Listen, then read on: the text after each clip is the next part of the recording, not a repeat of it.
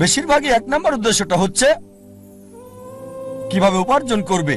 অধিকাংশ লোককে জিজ্ঞেস করবেন, তাদের সঙ্গে কথা বলে দেখবেন 1 নম্বর চেষ্টা হচ্ছে জীবিকার ব্যবস্থা করা। তারা জীবিকার ব্যাপারে বেশি সচেষ্ট, কিভাবে জীবন চালাবে, তাদের উপার্জনের উপর ভিত্তি করে জীবন ধারণ করে থাকে। তারা কি খাবে, কি পড়বে, কোথায় বাস করবে, কোন স্কুলে পড়াশোনা করবে, কোন স্নাতক ডিগ্রি নেবে, সবকিছু উপার্জনকে ঘিরেই হচ্ছে। আর এরা চিন্তা করে যে যদি বেশি টাকা উপার্জন করতে পারে তাহলে জীবনের লক্ষ্য অর্জন করে ফেলেছে।